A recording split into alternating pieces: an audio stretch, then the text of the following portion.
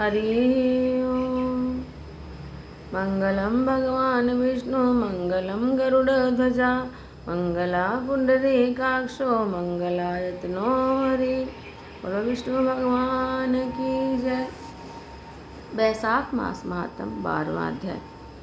सुखदेव जी कहते हैं, जो मनुष्य अक्षय तृतीया को सूर्योदय काल में प्रातः स्नान करते हैं और भगवान विष्णु की पूजा करके कथा सुनते हैं, वे मोक्ष के भागी होते हैं।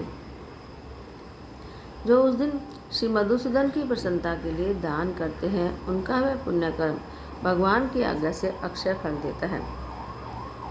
बैसाख मास की पवित्र तिथियों में शुक्ल पक्ष की द्वादशी समस्त पाप राशि का विनाश करने वाली है। शुक्ला द्वादशी को योग्य पात्र के लिए जो अन्न दिया जाता है, उसके एक एक दाने में कोटि कोटि ब्राह्मण भोजन का पुण्य होता है। शुक्ल पक्ष की एकादशी तिथि में जो भगवान विष्णु की प्रसन्नता के लिए जागरण करता है, वह जीवन मुक्त होता है। जो बैसाख की द्वादशी तिथि को तुलसी के कोमल दलों से भगवान विष्णु की पूजा करता है, वह समूचे कुल का उद्धार करके वैकुंठ लोक का अधिपति होता है। जो मनुष्य त्रयोदशी तिथि को दूध, दही, शक्कर, घी और शुद्ध मधु, इन 5 द्रव्यों से भगवान विष्णु की प्रसन्नता के लिए उनकी पूजा करता है, और जो पंचामृत से भक्तिपूर्वक श्रीहरि को स्नान कराता है, वह संपूर्ण कुल का उद्धार करके भगवान विष्णु के लोक में प्रतिष्ठित होता है। जो सायंकाल में भगवान विष्णु की प्रसन्नता के लिए शरबत देता है, वह अपने पुराने पाप को शीघ्र ही त्याग देता है। बैसाख शुक्ला द्वादशी में मनुष्य जो कुछ पुण्य करता है, वह अक्षय फल देने वाला होता है। प्राचीन काल में कश्मीर देश में देवव्रत नामक एक ब्राह्मण थे। उनके सुंदर रूप वाली एक कन्या थी, जो मालिनी के नाम से प्रसिद्ध थी। ब्राह्मण ने उस कन्या का विवाह सत्यशील नामक बुद्धिमान द्विज के साथ कर दिया। मालिनी कुमार्ग पर चलने वाली कुशली होकर स्वतंत्रतापूर्वक इधर उधर रहने लगी। वह केवल आभूषण धारण करने के लिए पति का जीवन चाहती थी, उसकी हितैषिणी नहीं थी। उसके घर में कामकाज करने के बहाने उपपति रहा करता था। सभी जाति के मनुष्य जार के रूप में आकर उसके यहाँ ठहरते थे।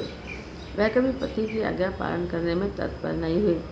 इसी दोष से उसके सब अंगों में कीड़े पड़ गए, जो काल, अंतक और यम की भांति उसकी हड्डियों को भी छेद डालते थे। उन कीड़ों से उनकी नाक, जीवा और कानों का उच्छेद हो गया। स्तन और उंगलियां कट गई, उसमें पंगुता भी आ गई। इन सब क्लेशों से मृत्यु को प्राप्त होकर वह नरक की यातनाएं भोगने लगी। 1,50,000 वर्षों तक वह तांबे के भांड में रखकर जलाई गई। 100 बार उसे कुत्ते की योनि में जन्म लेना पड़ा। फिर सोवीर देश में पद्मबंधु नामक ब्राह्मण के घर में वह अनेक दुखों से घिरी हुई कुतिया हुई। उस समय भी उसके कान, नाक, पूंछ और पैर कटे हुए थे। उसके सिर में कीड़े पड़ गए थे और योनि में भी कीड़े भरे रहते थे। राजन, इस प्रकार 30 वर्ष बीत गए। एक दिन बैसाख के शुक्ल पक्ष की द्वादशी तिथि को पद्मबंधु का पुत्र नदी में स्नान करके पवित्र हो भीगे वस्त्र से घर आया। उसने तुलसी की वेदी के पास जाकर अपने पैर धोए। दैवयोग से वह कुतिया वेदी के नीचे सोई हुई थी। सूर्योदय से पहले का समय था। ब्राह्मण कुमार के चरणोदक से वह नहा गई और उसके सारे पाप उसी समय नष्ट हो गए। पहले तो उसी क्षण उसे अपने पूर्व जन्मों की याद आई। पहले के कर्मों की याद करने से वह कुतिया तपस्वी के पास जाकर दीनतापूर्वक पुकारने लगी, हे मुनि, हमारी रक्षा करो। उसने पद्मबंधु मुनि के पुत्र से अपने पूर्व जन्म के दुराचार पूर्ण वृत्तांत सुनाए और यह भी कहा, ब्राह्मण, जो कोई भी दूसरी युवती पति के ऊपर वशीकरण का प्रयोग करती है, वह दुराचारणी मेरी ही तरह तांबे के पात्र में पकाई जाती है। पति स्वामी है, पति गुरु है और पति उत्तम देवता है। साधु स्त्री उस पति का अपराध करके कैसे सुख पा सकती है? पति का अपराध करने वाली स्त्री सैकड़ों बार पशु पक्षियों की योनि में और अरबों बार कीड़े की योनि में जन्म लेती है। इसलिए स्त्रियों को सदैव अपने पति की आज्ञा पालन करनी चाहिए। ब्राह्मण, आज मैं आपकी दृष्टि के सामने आई हूँ। यदि आप मेरा उद्धार नहीं करेंगे तो मुझे पुनः उसी यातनापूर्ण घिरती होने का दर्शन करना होगा। अतः विप्रवर, मुझ पापाचार्य को बैसाख शुक्ल पक्ष में अपना पुण्य प्रदान करके उबार लीजिए। आपने जो पुण्य की वृद्धि करने वाली द्वादशी की है, उसमें स्नान, दान और अन्न भोजन कराने से जो पुण्य हुआ है, उससे मुझ दुराचारणी का भी उद्धार हो जाएगा। महाभाग दीन वत्सल, मुझ दुखिया के प्रति दया कीजिए। आपके स्वामी जगदीश जनार्दन दीनों के रक्षक हैं, उनके भक्त भी उन्हीं के समान होते हैं। दीन वत्सल, मैं आपके दरवाजे पर रहने वाली कुतिया हूँ, मुझ दीन के प्रति दया कीजिए, मेरा उद्धार कीजिए। अंतर में मैं आप द्विजेंद्र को नमस्कार करती हूँ। उसका वचन सुनकर मुनि के पुत्र ने कहा, कुतिया, सब प्राणी अपने किए हुए कर्मों के ही सुख दुख रूप फल को भोगते हैं। यह सांप को दिया हुआ शर्कर मिला हुआ दूध जो है केवल विष को बढ़ाता है, उसी प्रकार पापी को दिया हुआ पुण्य उसके पाप में सहायक होता है। मुनि कुमार के ऐसा कहने पर कुतिया दुख में डूब गए और उसके पिता के पास जाकर 8 स्वर से रोती हुई बोली, पद्म बंधु बाबा, मैं तुम्हारे दरवाजे की कुतिया हूँ। मैंने सदा तुम्हारी जूठन खाई है, मेरी रक्षा करो, मुझे बचाओ। गृहस्थ महात्मा के घर पर जो पालतू जीव रहते हैं उनका उद्धार करना चाहिए, यह वेद वेत्ताओं का मत है। चांडाल, कौवे, कुत्ते ये प्रतिदिन गृहस्थों के दिए हुए टुकड़े खाते हैं, अतः उनकी दया के पात्र हैं। जो अपने ही पाले हुए रोग आदि से ग्रस्त और असमर्थ प्राणी का उद्धार नहीं करता, वह नरक में पड़ता है, यह विद्वानों का मत है।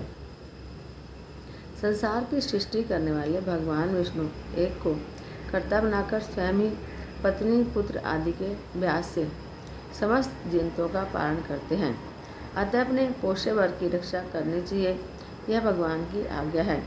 दयालु होने के कारण आप मेरा उद्धार कीजिए। दुख से आतुर हुई कुतिया की यह बात सुनकर घर में बैठा हुआ मुनिपुत्र तुरंत घर से बाहर निकला। इसी समय दया निधान पद्म बंधु ने कुतिया से पूछा, यह क्या वृत्तांत है? तब पुत्र ने सब समाचार क्या सुनाया, उसे सुनकर पद्म बंधु बोले, बेटा, तुमने कुतिया से ऐसा वचन क्यों कहा? साधु पुरुषों के मुँह से ऐसी बात नहीं निकलती। बस देखो तो, सब लोग तुम दूसरे का उपकार करने के लिए तैयार रहते हैं। चंद्रमा, सूर्य, वायु, रत्रि, अग्नि, जल, चंदन, वृक्ष और साधु पुरुष सदा दूसरों की भलाई में लगे रहते हैं। दैत्यों को महाबली जानकर महर्षि दधीचि ने देवताओं का उपकार करने के लिए दयापूर्वक उन्हें अपने सिर की हड्डी दे दी थी। महाभाग पूर्व काल में राजा शिवी ने कबूतर के प्राण बचाने के लिए भूखे ब्याज को अपने सिर का मांस दे दिया। पहले इस पृथ्वी पर जीमूत वाहन नामक राजा हो गए हैं। उन्होंने एक सर्प के प्राण बचाने के लिए महात्मा गरुड़ को अपना जीवन समर्पित कर दिया था। इसलिए विद्वान ब्राह्मण को दयालु होना चाहिए। क्या इंद्रदेव शुद्ध स्थान में ही वर्षा करते हैं, अशुद्ध स्थान में नहीं करते? क्या चंद्रमा चांडाल के घर में प्रकाश नहीं करते? अतः बार बार प्रार्थना करने वाली इस कुतिया का मैं अपने पुण्यों से उद्धार करूँगा। इस प्रकार पुत्र की मान्यता का निराकरण करके परम बुद्धिमान पद्मबंधु ने संकल्प लिया, कुतिया, ले, मैंने द्वादशी का महापुण्य तेरे को दे दिया। ब्राह्मण के इतना कहते कुतिया ने सहसा अपने प्राचीन सिर का त्याग कर दिया और दिव्य देह धरकर दिव्य वस्त्र आभूषण से विभूषित होकर स्वर्गलोक को चले गए। वहाँ महासुखों का उपभोग करके इस पृथ्वी पर भगवान नर नारायण के अंश उर्वशी नाम से प्रकट हुई। जय जय श्री हरि, जय जय श्री राधे, जय जय श्री राधे, जय जय श्री राधे।